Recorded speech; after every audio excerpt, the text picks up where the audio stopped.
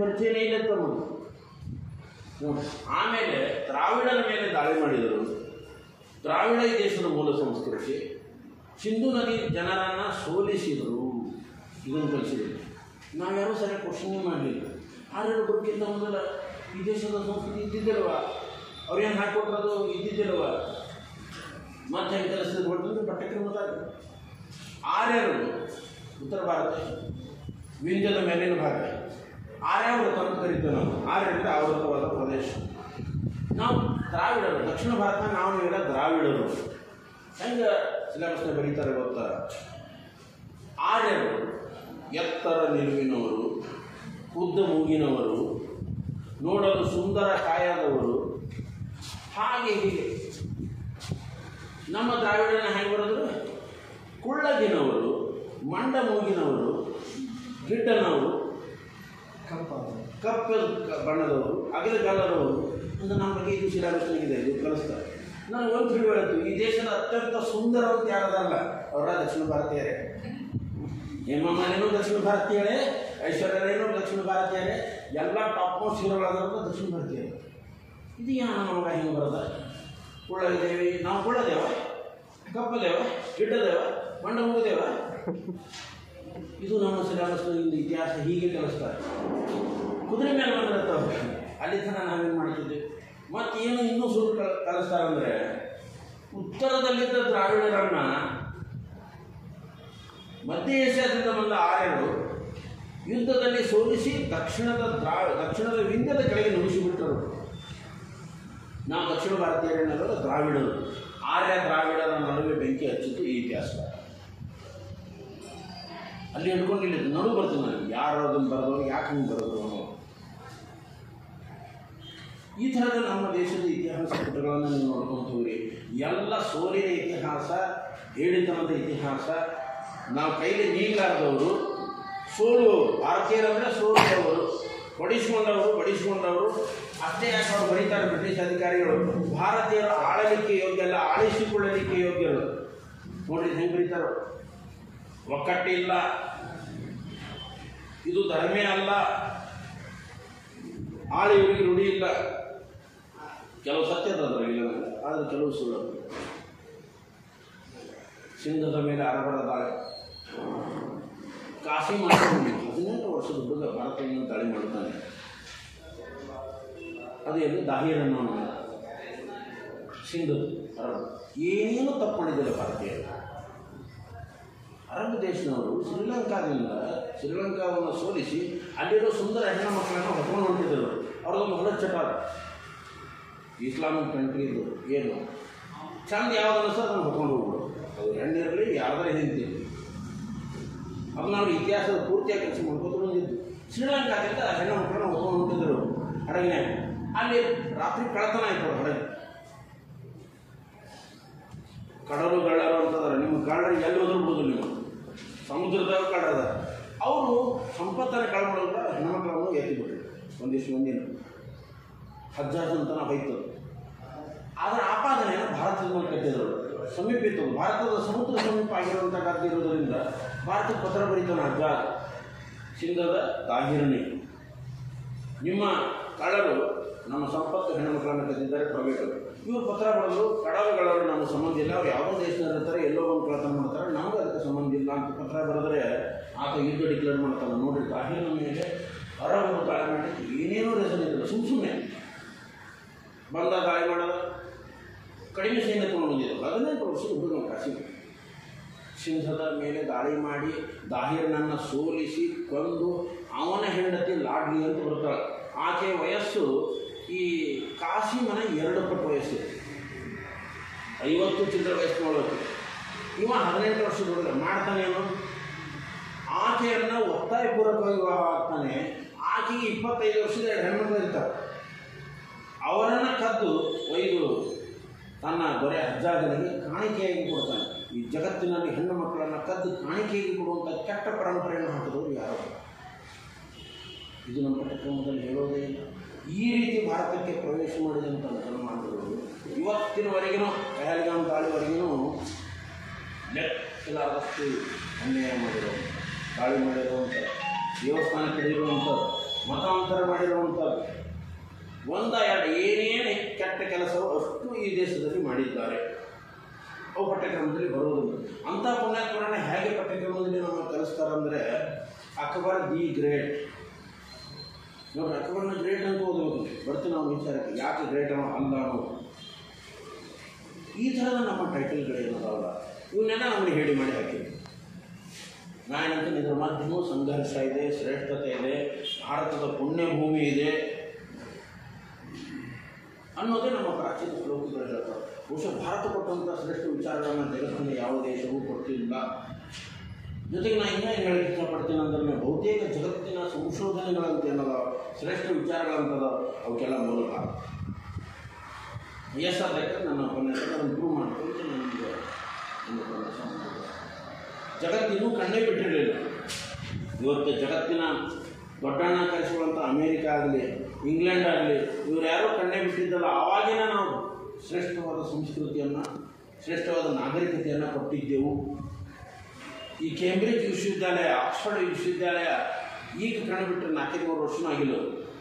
ನಮ್ಮ ನಳಂದ ವಿಶ್ವವಿದ್ಯಾಲಯ, ತಕ್ಷಶಿಲಾ ವಿಶ್ವವಿದ್ಯಾಲಯ, ವಿಕ್ರಮಶಿಲಾ ವಿಶ್ವವಿದ್ಯಾಲಯ, ಕಂಚಿ ವಿಶ್ವವಿದ್ಯಾಲಯ ಜಗತ್ತಿಗೆ ಶ್ರೇಷ್ಠವಾದಂಥದ್ದು. ಅಲ್ಲಿಂದ ಕಲೀಲಿಕ್ಕೆ ಭಾರತಕ್ಕೆ ಬರ್ತಿದ್ರು.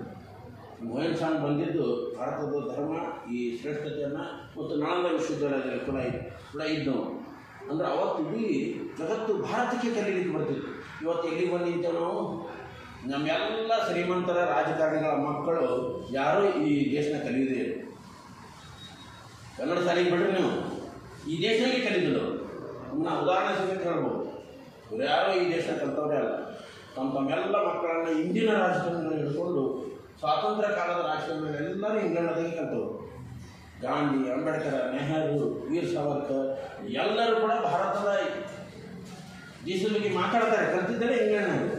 ಈಗಿನ ನಮ್ಮ ಬಿಜಾಪುರದ ಒಟ್ಟು ರಾಜಕಾರಣಿಗಳ ಮಕ್ಕಳು ವಿದೇಶನಾಗೆ ಕಲ್ತವ್ರು. ಒಂದು ಅಂಥ ಶ್ರೇಷ್ಠ ದೇಶ ಇವತ್ತು ಈ ಪರಿಸ್ಥಿತಿಗೆ ಯಾಕೆ ಬಂತು? ದೊಡ್ಡ ಸಂಖ್ಯೆಯ ದೇಶ. ಕಾರಣ ಏನಂತಂದರೆ, ನಾವು ನಮ್ಮ ದೇಶದ ಇತಿಹಾಸ ಸರಿಯಾಗಿ ಅರ್ಥ ಮಾಡ್ಕೊಂಡಿಲ್ಲ. ಪ್ರಸಂಗ ಬಂದಾಗ ನಾವು ಒಂದಾಗಿಲ್ಲ. ದಾಹಿರ್ನ ಮೇಲೆ ದಾಳಿ ಮಾಡಿದಾಗ ಲೆಕ್ಕಿಲ್ಲದಷ್ಟು ರಜಪೂತರಿದ್ದರು ಉತ್ತರ ಭಾರತನಾಗ. ಎಲ್ಲ ರಜಪೂತಾನ ಪ್ರದೇಶಗಳು. ಇತಿಹಾಸದಲ್ಲಿ ಅವರನ್ನು ನಾವು ಶ್ರೇಷ್ಠರು, ವೀರರು, ಶೂರರು ಹಂಗೆ ಬರಿತೇವೆ. ಆದರೆ ಅವರು ಹೇಳಿತನವಾಗಿ ಕೆಲವರು ಸುಂದರನಲ್ಲಿ ವರ್ತಿಸಿದರು. ದಾಹಿರ್ನ ಮೇಲೆ ದಾಳಿ ಮಾಡಿದಾಗ ಒಬ್ಬ ರಜಪೂತರನ್ನು ಅವರು ಸಹಾಯಕ್ಕೆ ಬರಲಿಲ್ಲ. ಮುಂದೆ ಅವರು ರಜಪೂತರ ಕೈ ಹಚ್ಚಿದರು. ಒಬ್ಬ ರಜಪೂತ ಕೈ ಹಚ್ಚಿದಾಗ ಇನ್ನೊಬ್ಬ ರಜಪೂತನೂ ಬರಲಿಲ್ಲ. ಚಿತ್ತೋಡದ ರಾಣಿ ಪದ್ಮಿನಿ ಮೇಲೆ ಕಣ್ಣಾಗ್ತಾನೆ ಅಲಾವುದ್ದೀನ್ ಖಿಲ್ಜಿ, ನಿಮ್ಗೆ ಗೊತ್ತಿರ್ಬೋದು. ಅರೆ, ನನಗೊಂದು ಪ್ರಶ್ನೆ ತಿಳಿಯುವತ್ತು, ಹೆಣ್ಮಕ್ಳು ಚೆಂದಾಗಿ ಹುಟ್ಟೇಬಾರ್ದ? ಹುಟ್ಟಬೇಕ ಬೇಡ ಅಂತೇಳಿ ಎಷ್ಟು ಕಷ್ಟದ ಯಾರ್ಯಾರು ಚೆಂದಾಗಿ ಹುಟ್ಟಾರ ಅವ್ರ ಪರಿಸ್ಥಿತಿ ಇತಿಹಾಸದಾಗ ಹೋದ್ರೆ ನಿಮ್ಗೆ ಬದುಕೋದು ಕಷ್ಟ ಆಗಿತ್ತು ಅವರು. ರಾಣಿ ಪದ್ಮಿನಿ ಚಿತ್ತೋಡದ ಆಲ್ರೆಡಿ ರಾಣಾ ರತನ್ ಸಿಂಹನ ಹೆಂಡತಿ. ಏಕಾಂಗಿಯಾಗಿ ಅಲಾವುದ್ದೀನ್ ಖಿಲ್ಜಿ ಬರ್ತಾನೆ. ಅವ್ರ ಮನೆಗೆ ಊಟ ಮಾಡಿ ಆಕೆ ಗಂಡನಿಗೆ ಕೇಳ್ತಾನೆ, ಆಕೆನ ನೋಡಬೇಕು ಅನ್ನೋ ಆಸೆ ಆಗಿದೆ. ಅವತ್ತೇ ರಾಣಾ ರತನ್ ಸಿಂಗ್ ಅಲಾವುದ್ದೀನ್ ಹೊಡೆದು ಬಿಟ್ಟಿದ್ರೆ ದೇಶದ ಇತಿಹಾಸ ಬದಲಾವಣೆ. ನಾವು ಗಜನಿ ನೋಡಿರಲಿಲ್ಲ, ಗೋರಿ ನೋಡಿರಲಿಲ್ಲ, ಕಾಶಿಮ ನೋಡಿರಲಿಲ್ಲ, ಸಹಿಸ್ಕೊಂಡ್ಬಿಟ್ರು. ಭಾರತೀಯರದ ಇದೇನು ಗುಣ ಅದಲ್ಲ, ಅತಿಥಿ ದೇವೋಭವ, ಇದೇ ನಮ್ಮನ್ನು ಹಾಳು. ನಾವು ಅತಿಥಿ ದೇವೋಭವ ಅನ್ನೋಕ್ಕಿಲ್ಲ ನಂಗಿಲ್ಲ, ಬಟ್ ಅವ್ರನ್ನ ಸ್ಟಡಿ ಮಾಡಬೇಕು. ಏನು ಮಾಡ್ತಾ ಇದ್ದಾರೆ ದೇಶದೊಳಗೆ ಅಂತ ಅನ್ನೋವಂಥದ್ದು. ಈ ಥರದ ಟೈಟಲ್ಗಳು ನಮ್ಮ ಪಠ್ಯಕ್ರಮದಲ್ಲಿ ಇರುವಂಥದ್ದು. ಸಿಂಧೂ ನದಿ ನಾಗರಿಕತೆ ನಾಶವಾಗಿದ್ದು, ಸಿಂಧೂ ನದಿಯ ಪ್ರವಾಹದಿಂದ, ಯಾಕಂದರೆ ಅದು ನಾಶ ಆಗಿದ್ದು ಅವರ ಸಂಸ್ಕೃತಿ, ಅವರ ಮನೆ, ಅವರ ಸ್ಮಾರಕಗಳ ಮೇಲೆ ಲೇಯರ್ಸ್ ಅದಾವೆ. ಸುಮಾರು 7 ಲೇಯರ್ ಅದ. 7 ಬಾರಿ ಸಿಂಧೂ ನದಿ ಪ್ರವಾಹಕ್ಕೆ ಪೀಡಿತಾಗಿ ಅದು ನಾಶ ಆಗಿದ್ದಂತ ಅತ್ಯಂತ ಸ್ಪಷ್ಟವಾಗಿ ಸಂಶೋಧನೆ ಹೇಳ್ತಿದ್ರೆ, ಕೆಲವರು ಹೇಳ್ತಾರೆ 6ರ ಮೇಲೆ ಗುಬಿ ಕೊಡಲಿಕ್ಕೆ 6ರ ದಾಳಿಯಿಂದ ಆತ್ಮೀಯರನ್ನು ನೆಲೆಯುತ್ತ ಪಡೆದು. ನಮ್ಮ ಮೊದಲ ಸಂಸ್ಕೃತಿ ಸಿಂಧೂ ನದಿ ಮೇಲೆ ಇದ್ದರೆ, 6ನೇ ಸಂಸ್ಕೃತಿ ಗಂಗಾ ನದಿ ಬಯಲು ಪ್ರದೇಶಗಳು ಭಾಳ ದೂರದವು. ಸಿಂಧೂ ನದಿಗೂ ಗಂಗಾ ನದಿ. ಸಿಂಧೂ ನಿಮ್ಗೆ ಗೊತ್ತಿರೋದು, ಮೊನ್ನೆ ಕಿವಿಯಾಗಿ ಬಂದಿತ್ತು ಅದ್ರ ಬಗ್ಗೆ. ಪಾಕಿಸ್ತಾನ ಪಹಲ್ಗಾಮ್ ದಾಳಿ ಆದ್ಮೇಲೆ ದುರ್ದೈವ ಅಂದರೆ ನಾವು ಸಿಂಧೂ ನದಿ ನಾಗರಿಕತೆ ಅಂತ ಹೇಳ್ಕೊತೇವೆ. ನಮ್ಮನ್ನು ಆಳಿದಂಥ ನಾಯಕರು ಏನೇನು ಕಳ್ಕೊಂಡೇವಿ ಗೊತ್ತಾ?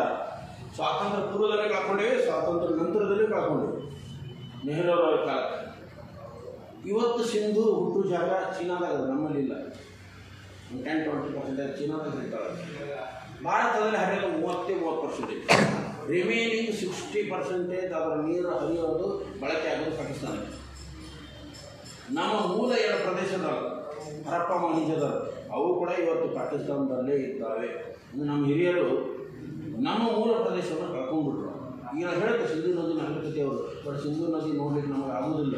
ನಮಗೆ ಹರಪ್ಪ ಮೊಹೆಂಜೊದಾರೋ ಪಾಕಿಸ್ತಾನದಾಗ ಎರಡು ನಮ್ಮ ಹಿರಿಯರು ಕಳ್ಕೊಂಡದ್ರೊಳಗೆ ಸಿಂಧು. ನಂತರ ಆರ್ಯರು ಇದೇ ಸಿಂಧೂ ನದಿಯ ಬಯಲ ಪ್ರದೇಶದವರು. ಈ ದೇಶದಲ್ಲಿ 3 ದೊಡ್ಡ ಸಂಸ್ಕೃತಿಗಳಿವೆ. ಸಮಾಜ ಅಂದರೆ, ಧರ್ಮ ಅಂದರೆ ಹಿಂದೂ, ಇಸ್ಲಾಂ, ಕ್ರಿಶ್ಚಿಯನ್, 3 ಮುಂದಿಟ್ಬೋದು. 3 ಸಂಸ್ಕೃತಿಯನ್ನು ಅಭ್ಯಾಸ ಮಾಡಿರಿ. ಯಾವಾಗ ಈ ನೆಲಕ್ಕೆ ಸೂಟ್ ಆಗ್ತದಂತ ನೀವೇ ನಿರ್ಧಾರ ಮಾಡೋದು. ನಾನು ಹೇಳೋದು ಯಾರು ಹಚ್ಚಿಕೊಟ್ಟ ಸಂಸ್ಕೃತಿ ನೆಲಕ್ಕೆ ಸೂಟ್ ಆಗ್ತದಂತ ನೀವು ಪರಿಶೀಲಿಸ್ರಿ. ನಿಮ್ಗೆ ಗೊತ್ತಾಗ್ತದೆ ಯಾವ ಸಂಸ್ಕೃತಿ ಹೊರಗಿನಿಂದ ಬಂದದ್ದು, ಯಾವ ಸಂಸ್ಕೃತಿ ಇಲ್ಲೇ ಹುಟ್ಟಿದೆ. ಒಂದು ವೇಳೆ ಆರ್ಯರ ಸಂಸ್ಕೃತಿ ಹೊರಗಿಂದ ನಾವೇ ಪಾಲಿಸ್ತಿದ್ದೇವೆ, ನಾವೇ ಅವ್ರ ವರ್ಣ ವ್ಯವಸ್ಥೆ ಪಾಲಿಸ್ತಿದ್ದೇವೆ, ನಾವೇ ಅವ್ರು ಹಾಕಿಕೊಟ್ಟಂಥ ಸಂಸ್ಕಾರಗಳೇನದು 16 ಸಂಸ್ಕಾರಗಳು, 64 ವಿದ್ಯೆಗಳು ಅವ್ರು ಹಾಕಿಕೊಟ್ಟದ್ದು ಇವತ್ತಿಗೂ ಕೂಡ ನಾವು ಪಾಲಿಸ್ತಾ ಇರೋದು. ಆರ್ಯರು ಹಾಕಿಕೊಟ್ಟಂಥದ್ದು, ಸನಾತನ ಸಂಸ್ಕೃತಿ ಹಾಕಿಕೊಟ್ಟದ್ದು, ವೈದಿಕ ಸಂಸ್ಕೃತಿ ಹಾಕಿಕೊಟ್ಟದ್ದೇ. ಅದರದ್ದು ನಮ್ಮದಂತೂ ನಾವು ಸ್ವೀಕರಿಸೋದು, ಹೊರಗಿಂದ ಅದು ನಾವು ಸ್ವೀಕರಿಸ್ತಿದ್ದಿಲ್ಲ. ಇದೇ ನೀವು ಬೆಸ್ಟ್ ಉದಾಹರಣೆ ಅನ್ನೋದು ಅದು ನಮ್ಮ ದೇಶದ ಸಂಸ್ಕೃತಿ. ಜೊತೆಗೆ ನಾವು ಇಷ್ಟು ದಾಳಿ ಆದವು, ಅನ್ಯಾಯ ಆಯಿತು, ಯಾಕೆ ಒಕ್ಕಟ್ಟಾಗಲಿಲ್ಲ ಅನ್ನೋದು ನಾವು ಅರ್ಥ ಮಾಡ್ತೀವಿ. ವೈವಿಧ್ಯಮಯ ಭೂಮಿ, ಬಹುಶಃ ಜಗತ್ತಿನ ಅತಿ ದೊಡ್ಡ ವೈವಿಧ್ಯಮಯವಾದಂತಹ ಪ್ರಕೃತಿ, ಭೂಮಿ, ಜನ, ಭಾಷೆ, ಆಹಾರ ಮತ್ತು ಉಡುಪು, ಇಷ್ಟು ವೈವಿಧ್ಯಮಯ ಇರುವಂಥ ದೇಶ ಬೇರೆ ಯಾವುದೂ ಇಲ್ಲ. ಅಷ್ಟು ದೊಡ್ಡ ವೈವಿಧ್ಯಮಯ ಸಂಸ್ಕೃತಿ ನಮ್ಮದು. ನೀವು ಕಾಶ್ಮೀರಕ್ಕೆ ಹೋಗ್ರಿ ಬೇರೆಯೇ, ಜಮ್ಮುಕ್ಕೆ ಹೋಗ್ರಿ ಬೇರೆಯೇ, ಕನ್ಯಾಕುಮಾರಿಗೆ ಬೇರೆ, ಅಲ್ಲಿ ತನಕ ಈ ಪ್ರತಿ ರಾಜ್ಯಗಳು ಬೇರೆ ಬೇರೆಯೇ ಇದ್ದವು. ನಮ್ಮ ಭಾಷೆ ಬೇರೆ, ನಮ್ಮ ಸಂಸ್ಕೃತಿ ಬೇರೆ, ನಮ್ಮ ಆಹಾರ ಕ್ರಮ ಬೇರೆ. ಇದರ ಮಧ್ಯೆಯೂ ಯೂನಿಟಿ ಆ್ಯಂಡ್ ಡೈವರ್ಸಿಟಿ ತರಬೇಕಾದಂಥ ಅತ್ಯಂತ ಅನಿವಾರ್ಯ ಸ್ಥಿತಿಯಲ್ಲಿ ಇವತ್ತು ನಾವು ಇದ್ದೇವೆ. ಹಾಗಾದರೆ ಎಲ್ಲೆಲ್ಲಿ ಏನೇನು ತಪ್ಪಾಗಿರುವಂಥದ್ದು ಸಣ್ಣ ಪಟ್ಟು ನಾನು ನಿಮ್ಮ ಮುಂದೆ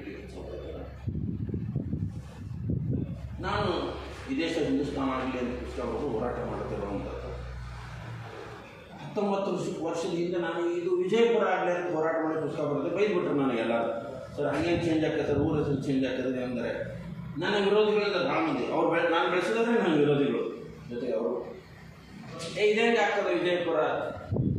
ಅವಾಗ ಪುಸ್ತಕ ಬರೆದು ವಿಜಯಪುರವಾಗಲಿ ನಮ್ಮ ಊರು ಆಧಾರ ಕೊಟ್ಟು ಸುಮಾರು 350 ಆಧಾರ ಕೊಟ್ಟು ಪುಸ್ತಕ ಬರೋದು. ಏಕಾಂಗಿಯಾಗಿ ಒಂದು 10 ವರ್ಷ ಹೋರಾಟ ಮಾಡಿ ಆಮೇಲೆ ನನ್ನ ಜೊತೆಗೆ ಸಮಾನ ಮನಸ್ಕರು, ಜಿಲ್ಲಾಡಳಿತ ಎಲ್ಲ ಬಂದು ಇವತ್ತಿನ ಸಿದ್ದರಾಮಯ್ಯ ಅಂದು ಮುಖ್ಯಮಂತ್ರಿ ಇದ್ದರು. 2013 ಕನ್ನಡ ಸಾಹಿತ್ಯ ಸಮ್ಮೇಳನದಲ್ಲಿ ನಾವು ರೆಸಲ್ಯೂಷನ್ ಪಾಸ್ ಮಾಡಿ 2014ರಲ್ಲಿ ಈ ಊರನ್ನು ವಿಜಯಪುರ ಮಾಡೋಕ್ಕೆ ಯಶಸ್ವಿಯಾಗಿದೆ. ಕಾರಣ ಏನಾದರೂ ಅದು ಮೂಲ ವಿಜಯಪುರ. ಜನರ ಬಾಯ ಸಿಕ್ಕದ ವಿಜ ಆಗಿತ್ತು ಗೊತ್ತು ನಿಮಗೆ. ಹಾಗೆ ಈಗ ನಾನು ಸದ್ಯ ಹೋರಾಟ ಮಾಡ್ತಿರೋದು 10 ವಿಚಾರಗಳಲ್ಲಿ ಒಂದು ವಿಚಾರ ಹಿಂದೂಸ್ತಾನ ಆಗಬೇಕು ಈ ದೇಶ. ಭಾಳ ಮಂದಿ ನಾನು ವಿರೋಧ ಮಾಡ್ತಾರೆ. ಯಾಕೆ ಸರ್ ಯಾಕೆ ಹಿಂದೂಸ್ತಾನ ಆಗಬೇಕು, ಬೇರೆ ಧರ್ಮದವ್ರು ಇಲ್ವಾ ಇಲ್ಲಿ ಅನ್ನೋ ಪ್ರಶ್ನೆ. ಎರಡನೇದು ಸರ್ ಭಾರತ ಅಂತ ಚೆನ್ನಾಗಿ ಹೆಸರದ ಅದ್ಯಾಕೆ ಹಿಂದೂಸ್ತಾನ ಆಗಬೇಕು, ಹಿಂದೂ ಅಂದರೆ ಒಬ್ಬರದೇ ಆಗೋದಿಲ್ವಾ? ಇದು ನೋಡಿ ತಜ್ಞರ ಪ್ರಶ್ನೆ, ಜನಸಾಮಾನ್ಯ ತಿಳಿಸೋದು. ಇನ್ನು ಕೆಲವರು ಇಲ್ಲ ಸರ್ ಇದು ವರ್ಲ್ಡ್ ವೈಡ್ ನಮ್ಮನ್ನು ಇಂಡಿಯಾ ಅಂತ ಗುರುತಿಸ್ತಾರೆ, ಇದು ಕಷ್ಟ ಆಗೋದಿಲ್ವಾ? ಆದ್ಮೇಲೆ ನಮ್ಮ ದೇಶವನ್ನು ಸುಮಾರು 7 ಹೆಸರಿನಿಂದ ನಾವು ಗುರುತಿಸಿರುವಂಥದ್ದು. ಅದಕ್ಕಿಂತ ಹೆಚ್ಚಿರ್ಬೋದು, ಹೆಚ್ಚು ಪಾಪ್ಯುಲರ್ ಇದ್ದು 3 ಹೆಸರು, 7 ಹೆಸರುಗಳು ನಾನು ಈ ಪುಸ್ತಕದಲ್ಲಿ ದಾಖಲೆ ಕೊಟ್ಟಿನಿ. ನಾನು ಹಾಗೆ ನೀವು ನಿಮ್ಮನ್ನು ತಂದೆ ತಾಯಿಗಳು ಬೇರೆ ಬೇರೆ ಹೆಸರಿನಿಂದ ಕರೀತಾರೋ, ನೀವು ನಿಮ್ಮ ಮಕ್ಕಳನ್ನು ಬಹುಶಃ ನಾನು ಅನ್ಸರಿ ನಿಮ್ಗೆ ಯಾರಿಗೂ ಒಂದೇ ಹೆಸರಿಲ್ಲ, ನಿಮ್ಮ ಮಕ್ಕಳಿಗೂ ನೀವು ಒಂದೇ ಹೆಸರು ಕರೆಯೋದು. ಕನಿಷ್ಠ 8 ಹೆಸರುಗಳು ನಿಮ್ಗೆ ಇದ್ದಾವಂತ ನಾನು ತಿಳ್ಕೊಂಡೇನೆ. ಅದ್ರಾಗೆ ಹೆಣ್ಣು ಮಕ್ಕಳಿಗೆ ಸಹೋದರರಿಗೆ ಇನ್ನೂ ಒಂದು 2 ಹೆಸರು ಎಕ್ಸ್ಟ್ರಾ ನಮ್ಮ ಗಂಡಸರಿಗಿಂತ. ತವ್ರ ಮನೆ ಹೆಸರು ಬೇರೆ, ಗಂಡನ ಮನೆ ಹೆಸರು ಬೇರೆ, ಗಂಡ ಪ್ರೀತಿಯಲ್ಲಿ ಕರೆಯೋ ಹೆಸರು ಬೇರೆ, ಶಿಟ್ಲೆ ಕರೆಯೋ ಹೆಸರು ಬೇರೆ. ಅತ್ತಿನೇ ನಿಮ್ಗೆ 5 ಹೆಸರು ಇಟ್ಟಳ, ಬೆನ್ನಾಗಿ ಹೊಡೆದ್ರೆ ಅತ್ತಿಗೆ ರಿಲೇಷನ್ದು 5 ಹೆಸರು ಇಡ್ತೀಯ, ಅತ್ತಿ ಬೆನ್ನಾಗಿ ಹೊಡೆಸಿದ್ರೆ ನಿಮ್ಮ ಅತ್ತಿ ನೀವು ಊಟದಾಗ ತಪ್ಪದಾಗಿದ್ದಾಗ ಅಲ್ಲೇ 5 ಮ್ಯಾಲೊಂದು 5 10 ಹೆಸರು ನಿಮಗೆ ಅದ ಒಂದು ದೇಶಕ್ಕೆ ಒಂದೇ ಹೆಸರು ಹೆಂಗೆ ಸಾಧ್ಯ? ಏನೇನಂತ ಕರೆದ ನೋಡಿ ಪುಣ್ಯಾತ್ಮ. ಬಹುಶಃ ಇಷ್ಟು ಹೆಸರು ಬೇರೆ ಯಾವ ದೇಶದ ಬಗ್ಗೆನೂ 2-3 ಹೆಸರು ಕನ್ಫ್ಯೂಸಿಲ್ಲ. ಓನ್ಲಿ ಇಂಗ್ಲೆಂಡ್, ಲಂಡನ್ ಮಾತ್ರ 7 ಹೆಸರು ಅದ, ಉಳಿದೆಲ್ಲ ಒಂದೇ ಹೆಸರಿನಿಂದ ಗುರುತಿಸ್ತೇವೆ ನಾವು. ಅಮೇರಿಕಾ ಇರಲಿ, ಪಾಕಿಸ್ತಾನ ಇರಲಿ, ಅಫ್ಘಾನಿಸ್ತಾನ ಇರಲಿ.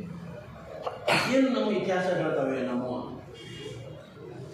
ಇದನ್ನು ಭಾರತ ಅಂತ ನಾವು ಕರೀತೀವಿ. ಭಾರತೀಯ ಎಲ್ಲ ಇಸ್ಲಾಮಿಕ್ ರಾಷ್ಟ್ರಗಳು ನಮ್ಮ ದೇಶವನ್ನು ಹಿಂದೂಸ್ತಾನ ಅಂತ ಕರೀತಾರೆ.